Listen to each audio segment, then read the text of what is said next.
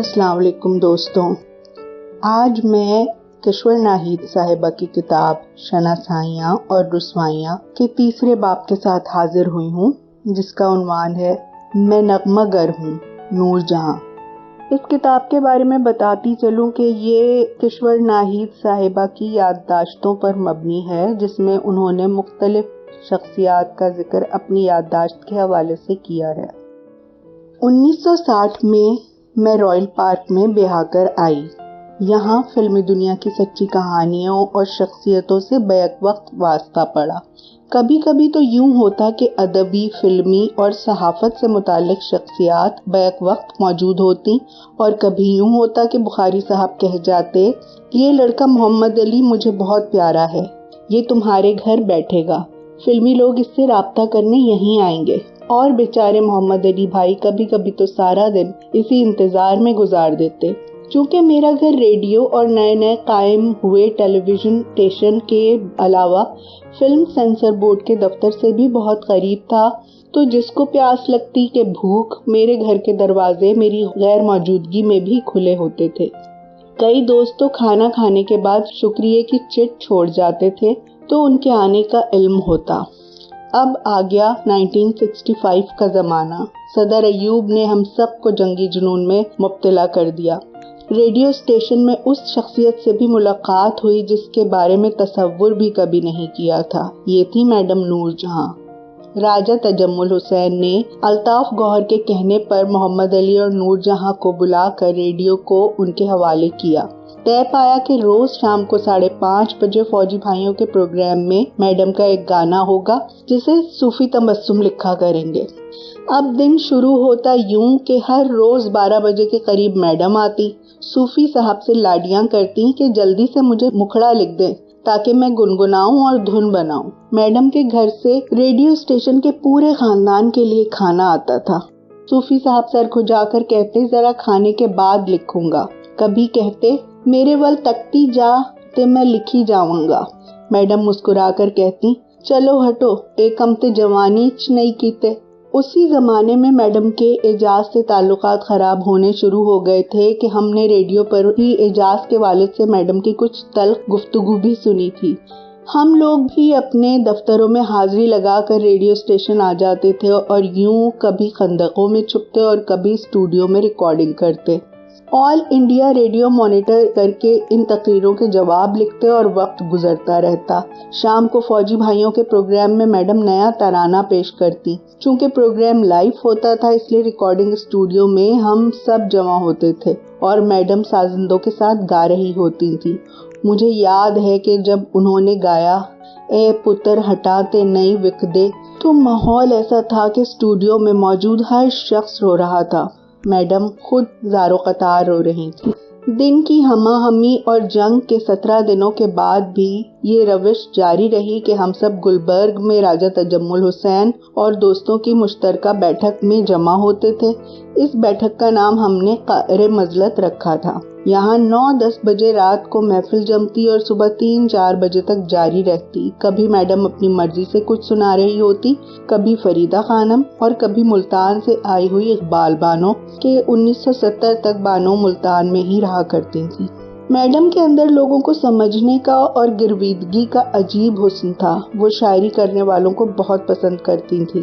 فیض صاحب کے ساتھ کسی بھی نجی نشست میں انہیں بلایا، انہوں نے کبھی انکار نہیں کیا، بلکہ بغیر ساز، بغیر کسی نخرے کے انہوں نے بہت محبت سے فیض صاحب کی چیزیں سنائیں۔ ریگل پہ جہاں ریسٹورنٹ میں انجلا ڈانس کرتی تھی، وہاں ایک تقریب فیض صاحب کے اعزاز میں منعقد ہوئی۔ وجہ تقریب تو یاد نہیں، البتہ یہ یاد ہے کہ اس زمانے میں شوکت حسین رضوی اور نور جہاں کی طلاق ہوئی تھی، مگر اس نشست میں دونوں موجود تھے۔ حسب روایت میڈم سے کچھ سننے کے لیے کہا گیا تو انہوں نے باقاعدہ ہاتھ کا اشارہ رضوی صاحب کی طرف کیا اور گانا شروع کیا، مجھ سے پہلی سی محبت میرے محبوب نہ مانگ۔ سب لوگ اس طرز تخاطب سے بہت محظوظ ہوئے اور یہ بات کئی دن تک شہر کا موضوع گفتگو بنی رہی۔ یہ وہ زمانہ تھا جب 1965 کے بعد میڈم سے ملاقاتوں کے سلسلے میں تواتر سے واقعات بھی شامل ہوتے گئے۔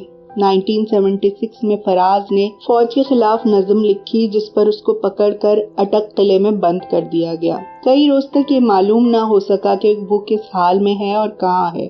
سیف الدین سیف صاحب اور میں نے مل کر حبس کار میں رٹ داخل کی۔ جسٹس ضلع کے کورٹ لگائی گئی۔ عابد منٹو ہمارے وکیل تھے۔ جج صاحب نے جب دوسری دفعہ ڈانٹ کر فوجیوں سے کہا کہ بہرحال فلاں تاریخ کو احمد فراز کو عدالت میں حاضر کیا جائے اور ہمیں پیغام ملا کہ تمام شہر کے ادیبوں کو عدالت میں جمع کر لیا جائے۔ یہ بھی اس زمانے میں ممکن نہ تھا کہ احمد ندیم قاسمی سے لے کر تمام قابل ذکر ادیب عدالت میں احمد فراز کی پیشی سے پہلے موجود تھے۔ جس وقت احمد فراز کو سامنے لایا گیا میں ابھی عدالت سے باہر ہی کھڑی تھی۔ فراز کی ہیئت قضائی دیکھ کر میری چیخ نکل گئی اور میں بے تحاشا رونے لگی۔ احمد فراز اتنا دبلا اور زرد سا ہو رہا تھا کہ دیکھا نہ جا سکتا تھا۔ یوسف کامران مجھے پکڑ کر عدالت میں لے کر گئے کہ ہمیں فراز سے بات تک کرنے نہیں دی گئی۔ اب پیشی تھی فراز کی۔ جج صاحب نے پوچھا، آپ کو پکڑتے ہوئے کوئی وارنٹ یا کاغذ دکھایا گیا؟ فراز نے جواب دیا، نہیں سر، بلکہ جو نظم مجھ سے منسوب کی گئی ہے میں نے وہ بھی نہیں لکھی۔ جج صاحب نے کہا، یہ معاملہ تو بات کا ہے کہ وہ نظم آپ کی ہے یا نہیں، البتہ عدالت حکم دیتی ہے کہ احمد فراز کو ضروری کارروائی کے بعد رہا کیا جائے اور اگر مقدمہ چلانا ہے تو باقاعدہ مقدمہ چلایا جائے۔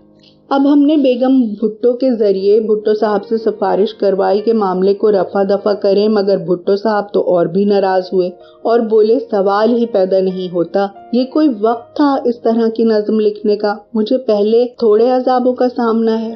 جب بیگم بھٹو نے قطعی طور پر کسی قسم کی مدد سے معذرت کی تو اب میڈم کے پاس ہم لوگ گئے کہ میڈم کی بہت دوستی تھی اس خاتون سے جس کے گھر ہاٹ لائن لگنے اور بھٹو صاحب کے تعلقات کی باتیں فضا میں تیر رہی تھی۔ اب یہ بات 3 مرحلوں پر مشتمل تھی۔ اول میڈم کو راضی کرنا، دوسرے پھر اس پریزاد کے دل کو موم کرنا اور پھر بھٹو صاحب کو تیار کرنا کہ وہ ایک دفعہ تو معافی دے دیں۔ میڈم حامی بھرنے سے قطعی گریزاں تو نہیں تھیں، البتہ گلہ مند تھیں کہ یہ شخص احمد فراز کو میں بار بار بلاتی ہوں، میرے پاس آتا ہی نہیں، میں کیوں کروں اس کی سفارش۔ میرے ساتھ اس وقت مسعود اشر بھی تھے۔ ہم نے وعدہ کیا کہ اب کہ ہم خود فراز کو پکڑ کر لائیں گے، پہلے آپ اسے چھڑوائیں تو صحیح۔ کئی دن ایسے ہوا کہ ہم روز شام کو جاتے، سارے جہان کی باتیں ہوتی مگر فراز کے سلسلے میں کوئی حتمی بات کرنے سے گریزاں تھی۔ ایک شام ہم پہنچے تو پتہ چلا کہ کراچی گئی ہیں۔ ہم نے سوچا کہ فراز کے معاملے کو سلجھانے گئی ہیں۔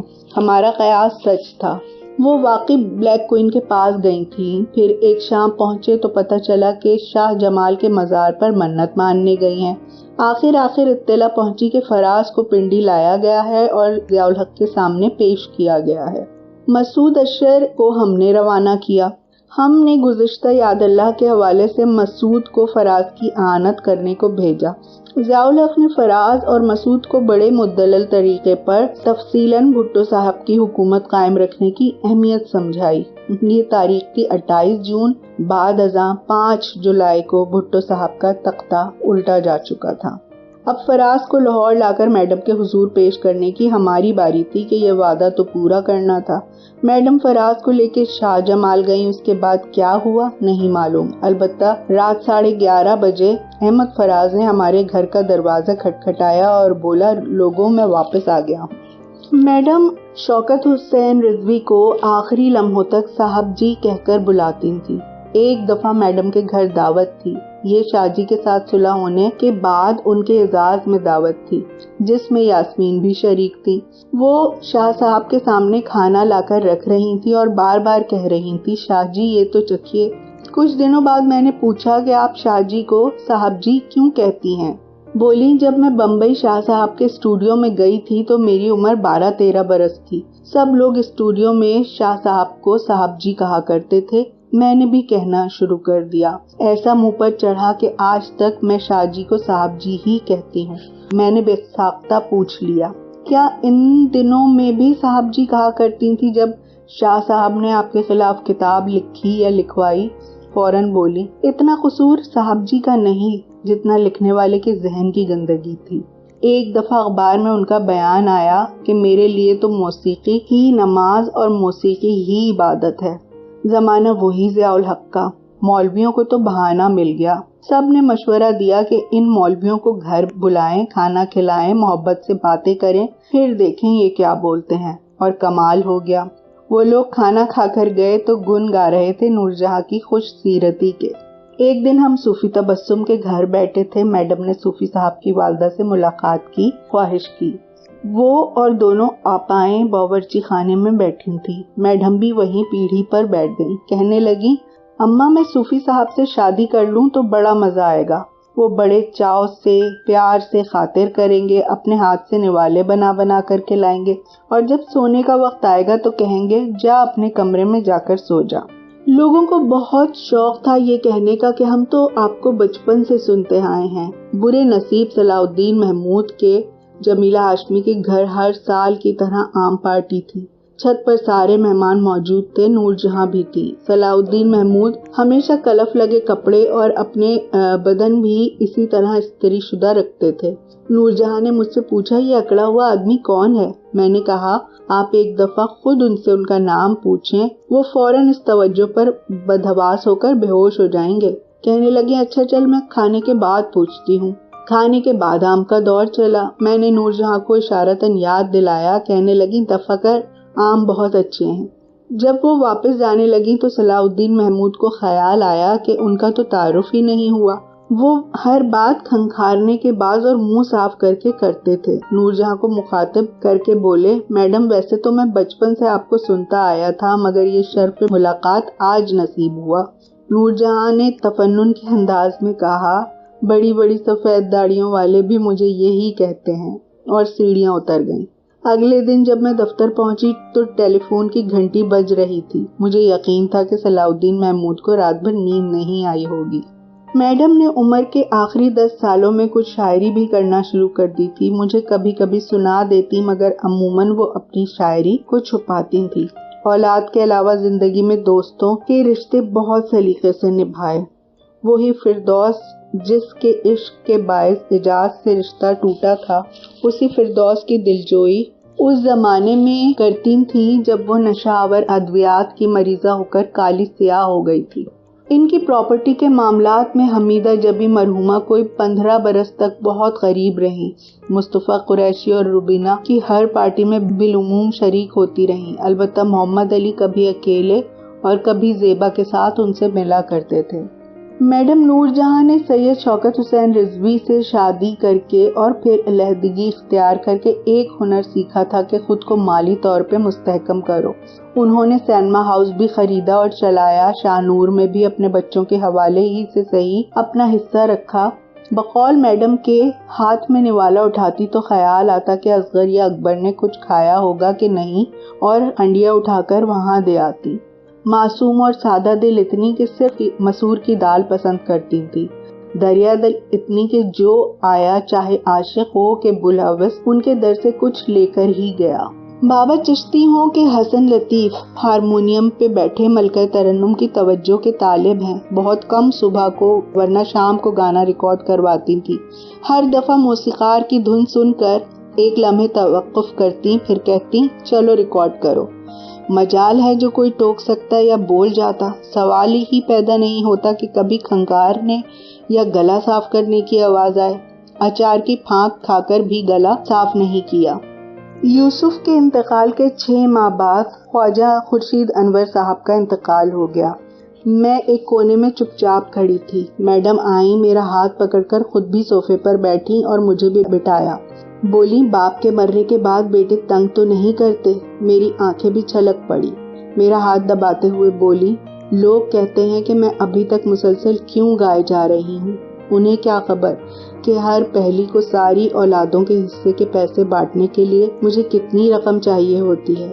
1996 میں نے ایشین میوزک فیسٹیول کیا۔ سرکار کی ضد تھی کہ اس کا افتتاح وزیر اعظم قسم کی شخصیت سے کرایا جائے۔ میری ضد تھی کہ اس کا افتتاح میڈم نور جہاں کریں گی۔ جواب تھا کہ وہ قابل اعتبار نہیں، مجھے یہ زوم کہ میرا نہیں ٹالیں گی۔ جب میں نے اس فیسٹیول کی اہمیت کے ساتھ ان کے آنے کی ضرورت بیان کی، انہوں نے کہا چاہے کچھ بھی ہو جائے میں تو سارے فنکشن اٹینڈ کروں گی۔ خاص فنکشن والے دن فون کیا تو پتہ چلا ہسپتال میں ہے۔ میری جان نکل گئی، بھاگی بھاگی ہسپتال پہنچی، ہنس پڑی، ارے یہ میں رات بھر جاگنے کے لیے گلوکوز لگوا رہی ہوں۔ میں مطمئن واپس اپنے کام پر لگ گئی۔ لاہور قلعے کے دیوان خاص میں ضیاء محی الدین کھڑے ہو کر کہہ رہے تھے، مجھے یقین نہیں کہ نصرت فتح علی اور میڈم آئیں گے، کہ اتنی دیر میں بھرے مجمع میں شور مچا، راستہ دو، گاڑی کو قریب لانا ہے، میڈم آئی ہیں۔ صبح 3 بجے تک وہ نہال ہوتی رہیں۔ جب نصرت فتح علی نے گانا ختم کیا تو بے ساختہ اسٹیج پر خود ہی گئیں۔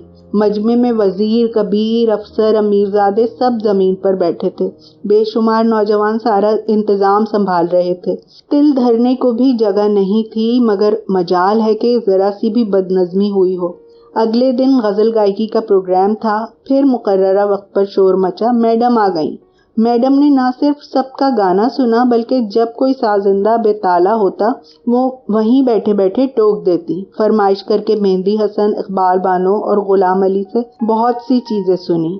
چونکہ مجھے کریلے بہت پسند تھے، میڈم نور جہاں اور استاد دامن خاص فون کر کے کہتے، آج تیرے لیے چکن کریلے بنائے ہیں۔ میں کتنی دولت مند ہو جاتی ان بلاؤں سے۔ زندگی نے پینترے بدلنے شروع کیے۔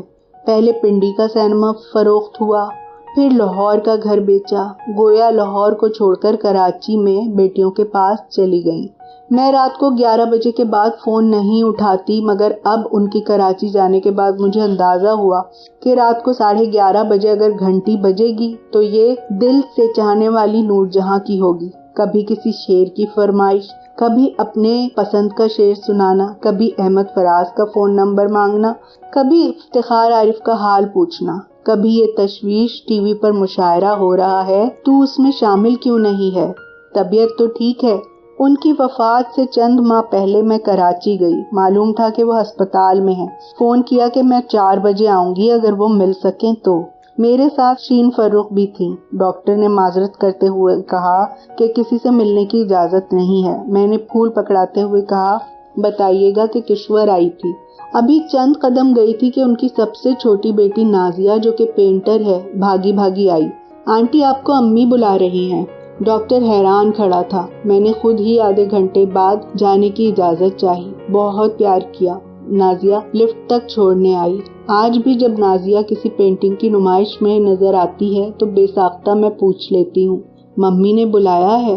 مجھے یاد ہے کہ جب علامہ اقبال کی 100 سالہ تقریبات منائی جا رہی تھی تو کسی نے یہ باریک نکتہ اٹھایا کہ کیوں نہ شکوہ اور جواب شکوہ کلثوم اور نور جہاں سے گوایا جائے۔